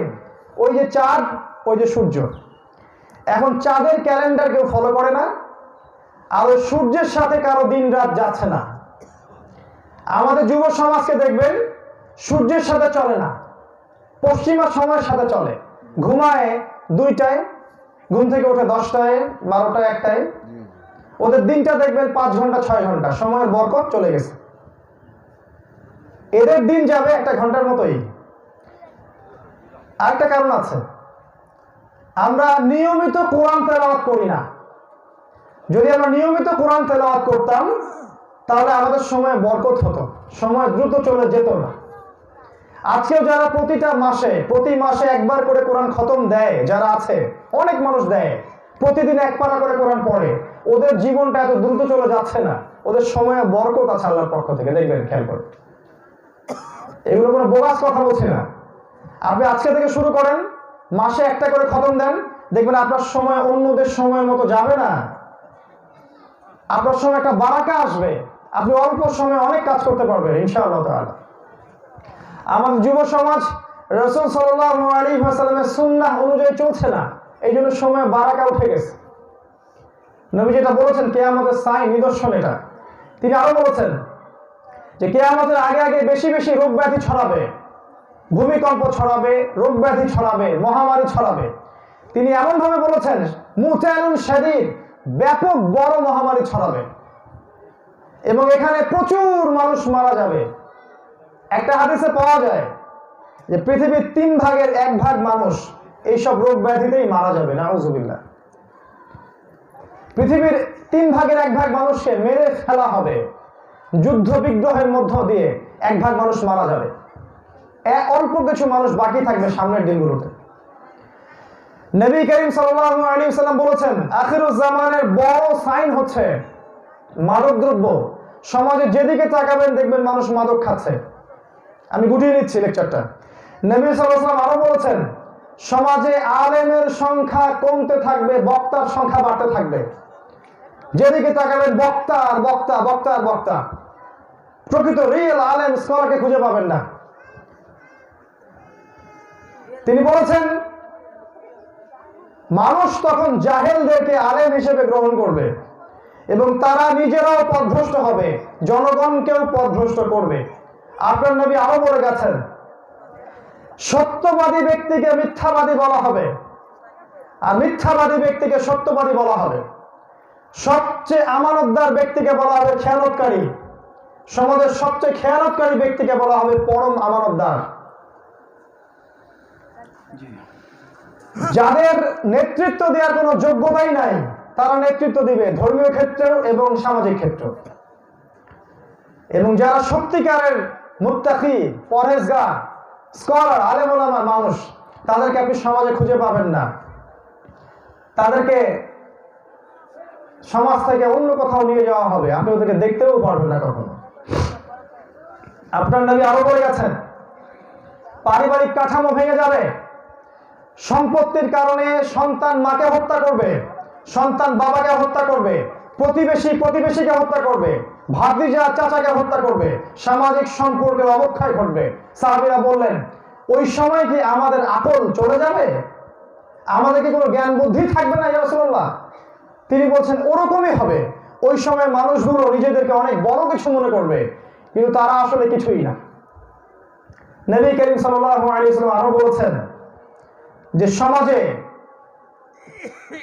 সমাজের মানুষের মধ্যে মূর্খতা বাড়তে থাকবে, ইলম বা জ্ঞান উঠে যাবে। ইলম বা প্রকৃত জ্ঞান, কোরআন এবং সুন্নাহর জ্ঞান উঠে যাবে এবং মূর্খতা বর্ষণ হতে থাকবে। একটার পর একটা ফিতনা নামতে থাকবে। একটা ফিতনা চলে যেতে না যেতেই আরেকটা ফিতনায় মানুষ জর্জরিত হবে। তিনি আরো বলছেন, মুসলিমদেরকে অমুসলিমরা এমন ভাবে কেটে টুকরা টুকরা করবে যেমন ভাবে দস্তরখানায় আমরা খাওয়ার খেতে বসে। সাহাবীরা বললেন, আমরা কি সংখ্যায় তখন কম হব ইয়া রাসূলুল্লাহ? তিনি বললেন, তোমরা সংখ্যায় কম হবে না, তোমরা সাগরের ফেনার মতো হবে। কিন্তু দুইটা বস্তু তোমাদেরকে পেয়ে বসবে। একটা হচ্ছে দুনিয়ার মোহ, দুনিয়ার ভোগবিলাসের মোহ তোমাদেরকে পেয়ে বসবে। আর একটা হচ্ছে আল ওয়াহান, মৃত্যুর ভয়। তোমরা আল্লাহর পথে জীবন দিতে চাইবে না। এই জন্য কাফের, মুশরিক, ফাসিক, জালেম, মুনাফিকরা তোমাদেরকে ঐক্যবদ্ধভাবে শেষ করে ফেলবে। আজকের বিশ্ব এটা হচ্ছে বাস্তব চিত্র। আজকের বিশ্বে যেদিকে তাকাবেন এই চিত্র দেখতে পারবেন। আমরা দুনিয়া নিয়ে ব্যস্ত আছি এবং আল্লাহ রাব্বুল আলামিনের পথে আমরা জান মাল ব্যয় করে দাওয়াত এবং জিহাদে নামতে চাই না। এই কারণেই আমাদের এই পরিণতি হবে। নবীজি বলে গেছেন, তিনি আরো বলেছেন যে হত্যা বাড়তে থাকবে। একজন ব্যক্তিকে এমন ভাবে হত্যা করা হবে, সে জানবে না আমাকে কেন হত্যা করা হলো, আর যে হত্যা করবে সেও জানবে না কি জন্য তাকে মারলাম। সমাজে হত্যা বাড়তে থাকবে। বড় বড় বিশ্বযুদ্ধ হবে। নবীজি বলেছেন, বড় বড় বিশ্বযুদ্ধ, এক একটা যুদ্ধে হাজার হাজার লক্ষ লক্ষ মানুষ মারা যাবে। আপনি প্রথম বিশ্বযুদ্ধের দিকে তাকান, দেখবেন সেখানে কয়েক কোটি মানুষ মারা গেছে। দ্বিতীয় বিশ্বযুদ্ধের দিকে তাকান, সেখানে দেখবেন আরো বেশি মানুষ মারা গেছে। এবং সামনে আরো একটা বড় বিশ্বযুদ্ধ হতে যাচ্ছে, যেখানে ৮০টা পতাকা, মানে ৮০টা দেশ একত্রিত হবে এবং তারা ঐক্যবদ্ধভাবে একটা যুদ্ধ শুরু করবে। এই যুদ্ধে মুসলিমরা অংশগ্রহণ করবে এক পর্যায়ে এবং ওই পশ্চিমারা মুসলিমদের সাথে চুক্তি ভঙ্গ করবে। মুসলিমদের অবস্থা এমন হবে যে তাদের হাল ধরার কেউ নাই। ঠিক ওই সময় আল্লাহ রাব্বুল আলামিন ইমামুল মাহদিকে পাঠাবেন এবং এই ইমামুল মাহদির নেতৃত্বে মুসলিমরা আবার ঐক্যবদ্ধ হবে এবং তিনি মুসলিমদেরকে ওই যুদ্ধে বিজয় দান করবেন ইনশাআল্লাহ তাআলা। তারপরে মুসলিমরা কনস্টান্টিনোপল, তুরস্কের ইস্তাম্বুল শহরটা আবার বিজয় করবে। এরপর মাসিহুদ দাজ্জাল তার সশরীরে এসে বের হবে এবং এই দাজ্জালকে হত্যা করার ক্ষমতা মুসলিমদের থাকবে না। এই সময় আল্লাহ রাব্বুল আলামিন ঈসা আলাইহিস সালামকে আকাশ থেকে পাঠাবেন এবং ঈসা আলাইহিস সালাম এই দাজ্জালকে হত্যা করবে। এবং তারপরে ওই জেরুজালেম, ইসরায়েল যেটা দখল করেছে ফিলিস্তিনে, ওই জেরুজালেম থেকে ইসলামী খেলাফা আবারও বাস্তবায়িত হতে যাচ্ছে ইনশাআল্লাহ তাআলা। পৃথিবীর কোন শক্তি এই হাদিসগুলোকে উল্টাতে পারবে না, সবগুলো সহিহ। আমি জয়ীফ কোন হাদিস বলিনি এখানে। এই খেলাফা ওই জেরুজালেম থেকে এস্টাবলিশ হতে যাচ্ছে সামনে। কথাটা এই জন্য বললাম যাতে কোন মুসলিম আপনারা হীনমন্যতায় না ভোগেন যে আমাদের এই অবস্থা কেন আজকে, কি হতে যাচ্ছে সামনে। সামনের সময় আমাদের জন্য, মাঝখানে অল্প কিছু সময় বাকি আছে। তবে আমি এতটুকু বলবো, আখিরুজ জামানের যতগুলো আলামত আছে, সারা রাত বললে শেষ করতে পারবো না, যতগুলো সাইন বা নিদর্শন আছে আমরা বুঝতে পারছি 90 থেকে 95% দু চোখ দিয়ে দেখা যাচ্ছে। এখন দু চোখ দিয়ে দেখা যাচ্ছে। মেজর বড় বড় কিছু সাইন আমরা এখনো দেখি নাই। ঈসা আলাইহিস সালাম এখনো আসেন নাই, ইমামুল মাহদি এখনো আসেন নাই, ইসলামিক খেলাফা এখনো কায়েম হয়নি, কিন্তু অচিরেই এগুলো হতে যাচ্ছে ইনশাআল্লাহ তাআলা। আমার পরে আরো অনেক আলোচনা করবেন, হয়তো স্কলার আছেন, আমি গুটিয়ে নিচ্ছি। এই জায়গাটা থেকে একটা প্রশ্ন ছুড়ে দিতে চাই যে আসলে আমাদের কি কিছু করণীয় আছে, মানে আমাদের আসলে করণীয়টা কি এখন? আমরা যদি কোরআন এবং হাদিস থেকে জেনে যাই যে এই সাইন বা নিদর্শনগুলো দেখা যাচ্ছে এবং সামনের সময়গুলো এভাবে যাবে, এখন আমাদের কাজটা কি? তাহলে ব্যক্তিগতভাবে আমার কি কাজ, পারিবারিকভাবে আপনার কাজ কি, সামাজিকভাবে আপনি কি চিন্তা করছেন, আলেম ওলামাদের কি কাজ, এবং রাষ্ট্রীয়ভাবে আমাদের কাজটা কি? পৃথিবীর কোন শহর, কোন দেশ এই গ্লোবাল ফিতনা থেকে বাইরে যেতে পারবে না, যতই চাক না কেন। আমাদের দেশ পর্যন্ত ইনভলভ হয়ে যাবেই, আমরা স্কিপ করতে পারবো না। যখন পুরো বিশ্বে ফাসাদ ছড়িয়ে পড়বে, আপনি নিজেও স্কিপ করতে পারবেন না, আপনাকেও ফিতনা এসে গ্রাস করবে। কি পরিকল্পনা? আমি আমার ক্ষুদ্র জ্ঞানে আপনার জন্য কয়েকটা পয়েন্ট বলতে পারি। এই পয়েন্টগুলোকে যদি আপনি বাস্তবায়ন করতে পারেন ইনশাআল্লাহ তাআলা, আল্লাহ চান তো এই ফিতনার যুগেও আপনি ঈমানকে ধরে রাখতে পারবেন ইনশাআল্লাহ। শোনেন, নবীজি বলেছেন এমন হাদিস বলতে গেলে বুক কেঁপে যায়, ভয়ও বলি না অনেক সময়। তিনি বলেছেন যে মানুষ জামাতে সালাত আদায় করবে, ওই যুগে মানুষ জামাতে সালাত আদায় করবে, কিন্তু একটা মুমিন ব্যক্তি জামাতের মধ্যে থাকবে না। তিনি আরো বলেছেন ইউসবিহুর রাজুলু মুমিনান ওয়া ইউমসি কাফিরান, সকালে মানুষ মুমিন হয়ে সকাল করবে, বিকেলে কাফের হয়ে যাবে। বিকেল বেলা মুমিন থাকবে, সকালে কাফের হয়ে যাবে। ইয়াবিউর রাজুলু দীনাহু লিআরাদিদ দুনিয়া, দুনিয়ার স্বার্থে মানুষ দিনকে বিক্রি করে দিবে। তিনি আরো বলেছেন মানুষ কোরআন পড়বে, কোরআনের মর্ম তাদের হৃদয়ের মধ্যে ভেদ করবে না। মসজিদগুলো চকচকা হবে, সুন্দর উজ্জ্বল, তাজমহলের মতো। মসজিদ থেকে হেদায়েত উঠে যাবে। দেখবেন মসজিদের মিম্বর থেকে হক কথা প্রচার হবে না। মানুষ কথা বলার আগে চিন্তা করবে আমার কথা বললে কি হতে পারে, চাকরি থাকবে কিনা। কঠিন, আমাদের হৃদয় কেঁপে যায়। নবীজি বলেছেন আকাশের নিচে শেষ জামানার সবচেয়ে নিকৃষ্ট কিছু মানুষ হবে এক শ্রেণীর আলেম ওলামা। এই কথাটাও আছে, যাদের কাছে আল্লাহ পাক কোরআন হাদিসের আমানত দিবেন, তারা সেই আমানতের খেয়ানত করবে। তারা দুনিয়ার স্বার্থে ইসলামকে বিক্রি করে দিবে, দুনিয়ার স্বার্থে তারা দিনকে বিক্রি করে দিবে। ডান দিক থেকে বাতাস আসবে, ফতোয়া বাম দিকে চলে যাবে, বাম দিকের বাতাস আসবে, ফতোয়া ডান দিকে চলে যাবে। এই হবে বাস্তবতা। এই অবস্থায় আপনি কি করতে চাচ্ছেন, কি পরিকল্পনা? আমি এটা সবার জন্য আমভাবে বলছি। বিশ্বাস করেন, আমি নিজের জন্য যা পছন্দ করছি সেম জিনিসটা আমি আপনাকে বলবো। সে ব্যক্তি প্রকৃত মুমিন নয় যে নিজের জন্য যা পছন্দ করে অন্যের জন্য তাই পছন্দ করে না। আমার ছোট্ট জ্ঞানে বুঝ যে প্রথমত আমাদের কাজ হওয়া উচিত ইলম এবং জ্ঞান অর্জন করা। আপনি যেভাবে ইচ্ছা অর্জন করেন, মাদ্রাসায় ভর্তি হওয়ার সুযোগ থাকলে ভর্তি হন, না পারেন আলেম ওলামাদের কাছে গিয়ে পড়ে থাকেন, তাদের সোহবতে জ্ঞান শিখেন। সেটাও না পড়েন, অনলাইনের যুগ আছে, বইপত্র কিনেন, পড়াশোনা করেন।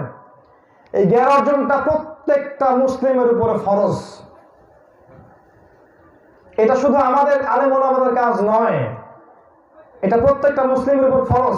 কিসের জ্ঞান অর্জন করবেন?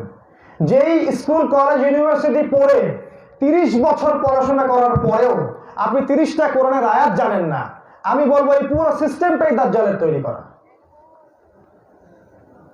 যে যে এডুকেশন সিস্টেমে পড়ার পরেও আপনি নবী সাল্লাল্লাহু আলাইহি ওয়াসাল্লামের স্ত্রীদের নাম জানেন না, তার সিরাতটা কখনো পড়েন নাই, কোরআনের 114টা সূরার নামও জানেন না,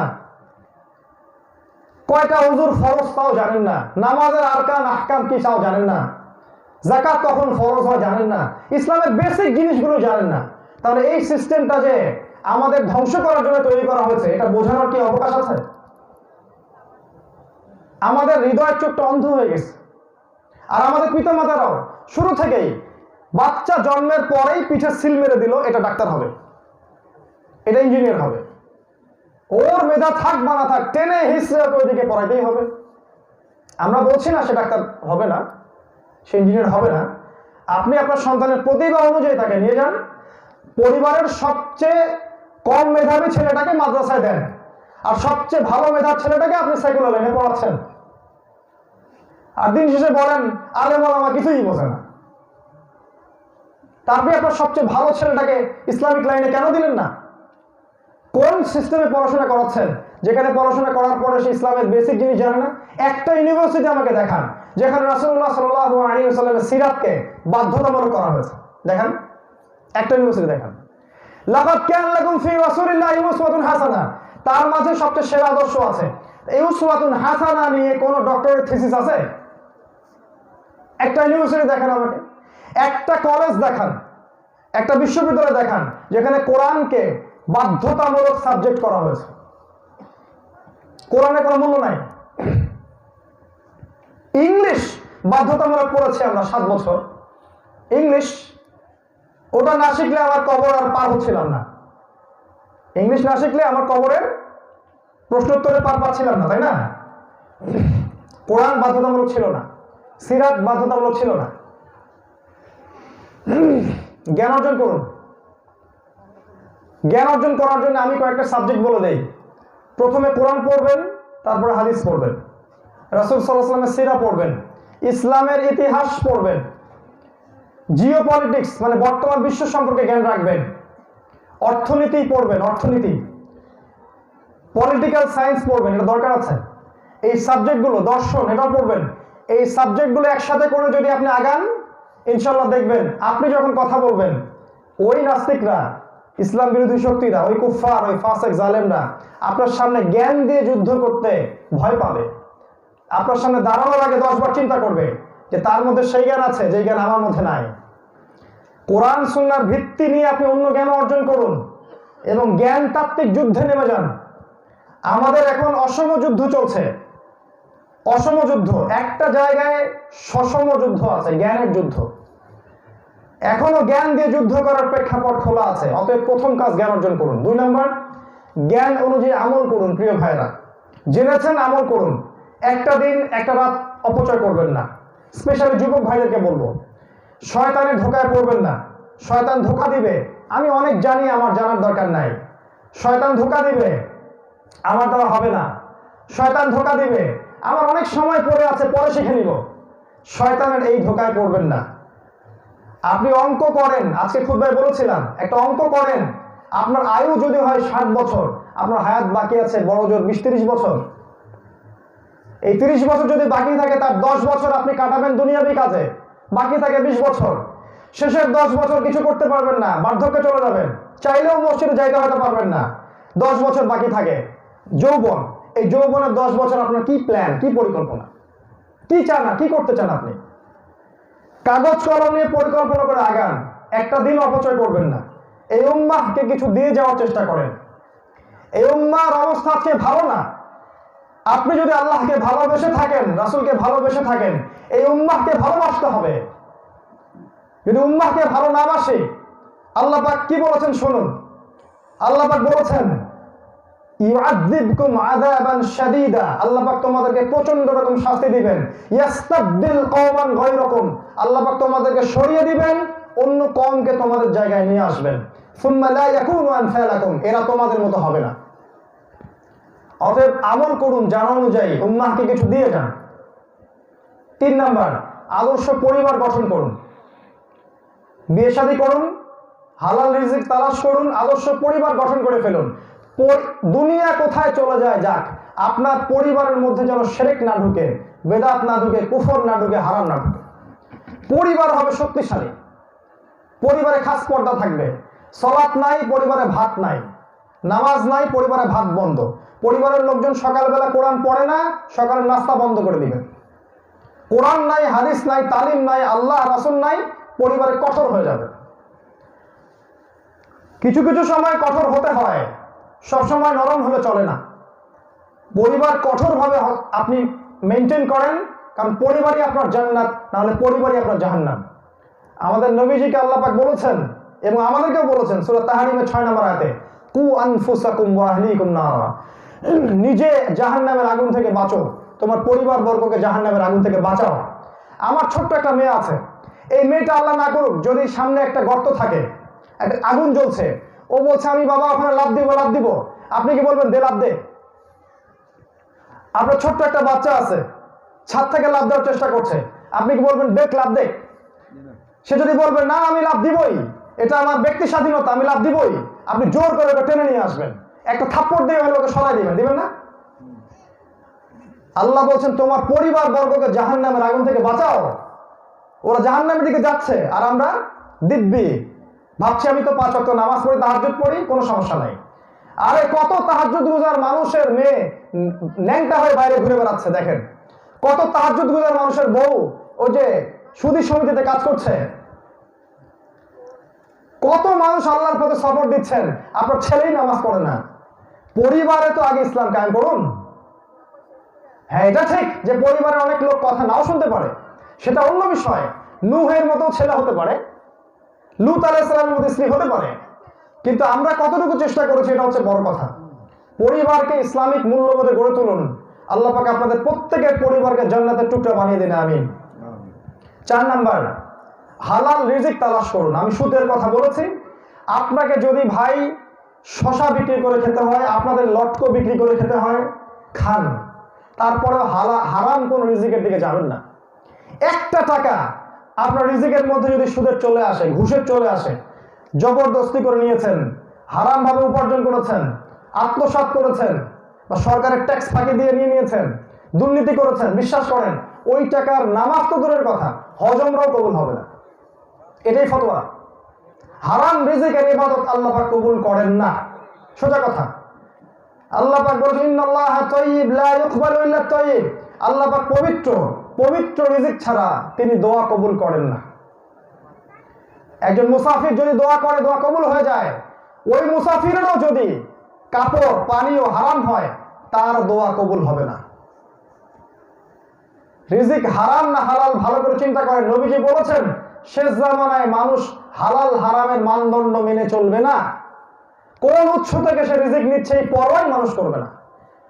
নবীজি বলেছেন শেষ জামানায় মানুষ আল্লাহর হালাল গুলোকে সব হারাম করে দিবে আর আল্লাহর হারাম গুলোকে সব হালাল করে নেবে।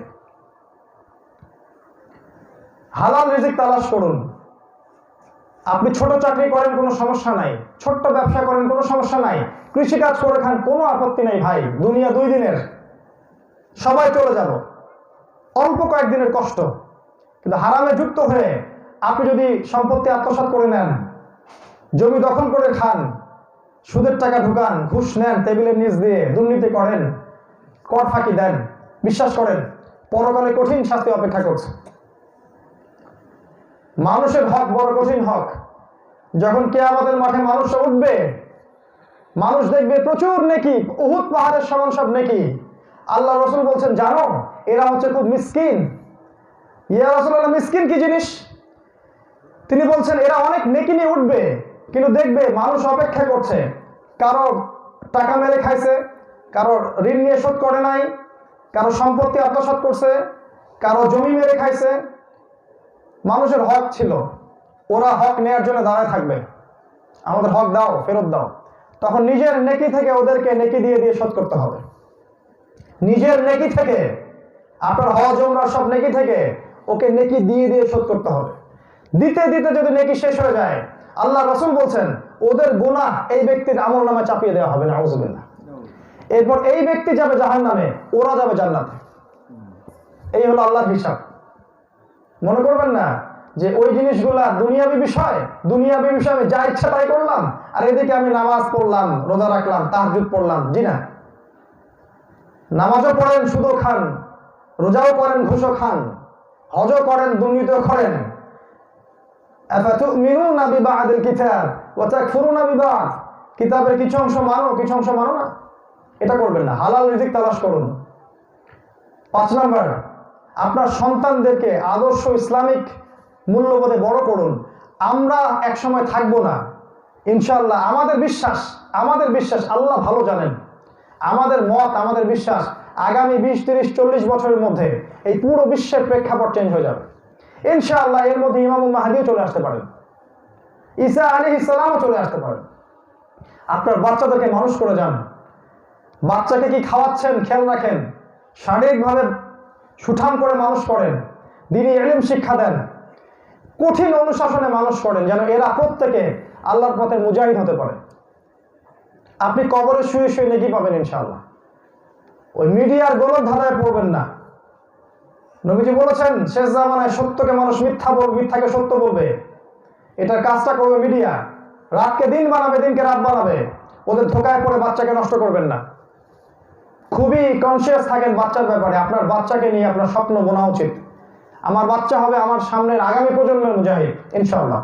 আল্লাহ চান তো ওদের হাতে ইসলামের পতাকা দিবেন ইনশাআল্লাহ। মানুষ করে যান। 6, ইসলামের দাওয়াত প্রচার করুন, ব্যাপক দাওয়াত প্রচার করুন। স্পেশালি সমসাময়িক প্রেক্ষাপট, শেষ জামানা এবং আমাদের করণীয়গুলোকে নিয়ে বেশি বেশি মাহফিল করুন, জলসা করুন, মসজিদে আলোচনা করুন, যাতে করে মানুষ সচেতন হয়, কিছু প্ল্যান করে আগামী দিনের জন্য। এবং এই দাওয়াতটা দিতে গিয়ে আমি একটা রিকোয়েস্ট করব, এই দাওয়াতটা দিতে গিয়ে ভাইয়ে দূরত্ব সৃষ্টি করবেন না। আমরা অনেকে দাওয়াত দিতে যাই এবং এমন সব বিষয় নিয়ে দাওয়াত দেই যেগুলো আমাদের মধ্যে বিভক্তি সৃষ্টি করে দেয়। এটা করবেন না। আমরা সবাই মুসলিম, আমরা সবাই একে অপরের ভাই। আপনার সাথে আমার দু একটা বিষয়ে মত পার্থক্য থাকতেই পারে, স্বাভাবিক। তার মানে এই নয় যে আপনি হচ্ছেন মুমিন আর আমি কাফের, বা আমি কাফের আপনি মুমিন, এমন নয় বিষয়টা। এইসব ইখতিলাফগুলোকে দূর করে ভাইয়ে আপোষে মহব্বত তৈরি করুন এবং ঐক্যবদ্ধভাবে দাওয়াতি কাজ করুন। আল্লাহ পাক কবুল করুন। আমি আরেকটা কাজ করতে পারেন, সেটা হলো প্রত্যেকটা জায়গায়, প্রতিটা জেলায়, শহরে, সব জায়গায় একটা করে কমিউনিটি গড়ে তুলবেন। একা একা থাকবেন না, একসাথে থাকবেন। একা একা আপনি ঈমান ধরে রাখতে পারবেন না। আমি বলছি না যে নতুন করে একটা দল ক্রিয়েট করতে হবে, এটা বলছি না। তবে একসাথে থাকবেন, আপোষে মহব্বত নিয়ে একসাথে চলাফেরা করবেন ঐক্যবদ্ধভাবে। আর দুটো বলে শেষ করছি। একটা হচ্ছে খাবার। বারবার বলি, অনেকে বোঝেন না কথাটা। খাবারের ব্যাপারে সচেতন থাকবেন। শেষ জামানায় বেশিরভাগ খাবার হয়ে যাবে করাপ্টেড মানে হচ্ছে বিষক্রিয়াযুক্ত। খাবার খাবেন আপনি রোগ নিরাময়ের জন্য, উল্টা আপনি রোগে পড়ে যাবেন। এই কথাগুলো অনেকে হয়তো বলে না, আমরা জানি বলে বলছি। অর্গানিক খাবার, নিজের উৎপাদিত ফ্রেশ খাবার ছাড়া এমন কোনো খাবার খাবেন না যেটা ম্যানুফ্যাকচার্ড। আপনি জটিল রোগে আক্রান্ত হয়ে যাবেন। সচেতন হয়ে যান। বাচ্চাকে তো খাওয়াবেনই না। আর শেষ কথা হচ্ছে টাকা। ব্যাংক ব্যালেন্সে অনেক বেশি টাকা রেখে দিবেন না। আগামী বিশ্বে যে ঘটনাগুলো ঘটতে যাচ্ছে তার মধ্যে অন্যতম একটা ঘটনা হচ্ছে পুরো বিশ্বের ব্যাংকিং সিস্টেমটা পড়ে যাবে, থাকবে না। আজকে বলে গেলাম, আগামী কয়েক বছর পরে বলবেন যে এক ভাই আসছিল, এই কথাটা সেই ভাই বলে গিয়েছিল। ব্যাংকিং সিস্টেম থাকবে না, কলাপস করবে। আপনি পাবেন না, কাগজের টাকা উঠে যাবে, সব ইলেকট্রনিক মানি। দেখবেন ইলেকট্রনিক মানি হয়ে গেছে। আপনি যদি ব্যাংকে বেশি টাকা রেখে দেন, আপনি সম্পদ হারাবেন। কি করতে পারেন? আপনি স্বর্ণ, রৌপ্য, জমি এবং গবাদি পশুর মধ্যে টাকা ইনভেস্ট করতে পারেন। আমরা শেষ করছি, আমাদের মেহমান এসে গেছেন। সর্বশেষ যে একটা কথা বলে শেষ করবো, প্রিয় ভাইয়েরা, আমার অনুরোধ থাকবে কোরআন এবং হাদিসের সাথে শেষ জামানার বিষয়গুলোকে নিয়ে পড়াশোনা করবেন। একদিনের মাহফিল না, প্রতিনিয়ত প্রতিদিন রাত মসজিদগুলো আবাদ থাক, ইলমের চর্চা হোক, আমরা জ্ঞান অর্জন করি, জ্ঞান অনুযায়ী আমল করি, আদর্শ পরিবার গঠন করি, আমরা আমাদের সন্তানদেরকে মানুষ করার চেষ্টা করি, হালাল খাবার খাই, ফ্রেশ খাবার খাই, হালাল সঞ্চয় করি, সম্পদ সঞ্চয় করি। আগামী দিনের জন্য আল্লাহর পথে যান মাল সময় শ্রম ব্যয় করার মানসিকতা তৈরি করি এবং আগামী দিনের যে দাওয়াত এবং জিহাদ আসতে যাচ্ছে এর জন্য নিজেদেরকে প্রস্তুত করি। আল্লাহ পাক আমাদের সবাইকে তৌফিক দান করুন, আমিন। আমার ক্ষুদ্র জ্ঞানে এতটুকু আমার সাজেশন। আপনারা যদি স্টাডি করেন তাহলে আরো অনেক কিছু আপনারাও বুঝতে পারবেন। আল্লাহ পাক আপনাদের সবার দুই চোখ খুলে দিন, হৃদয়ের চোখ দিয়ে দেখার তৌফিক দান করুন, আল্লাহুম্মা আমিন। আমরা দোয়া করছি আল্লাহ রাব্বুল আলামিন আমাদের প্রত্যেককে পবিত্র কোরআন এবং সুন্নাহ অনুযায়ী জীবনযাপন করার তৌফিক দান করুন, আল্লাহুম্মা আমিন। আল্লাহ পাক মুসলিম উম্মাহ মাঝে ঐক্য দান করুন, আমাদের আপোষে ইখতিলাফকে দূর করে দিন, আমাদেরকে কোরআনের জ্ঞান অর্জন করার তৌফিক দান করুন, আদর্শ পরিবার গঠন করার তৌফিক দান করুন। ইসলামের জন্য, দিন কায়েমের জন্য আমাদের জান মাল সময় শ্রমগুলোকে আল্লাহর পথে বিলিয়ে দেওয়ার তৌফিক আল্লাহ পাক সবাইকে দান করুন, আমিন। সুবহানাকা আল্লাহুম্মা ওয়া বিহামদিক আশহাদু আল্লা ইলাহা ইল্লা আনতা আস্তাগফিরুকা ওয়া আতুবু ইলাইক। আসসালামু আলাইকুম ওয়া রাহমাতুল্লাহি ওয়া বারাকাতুহু।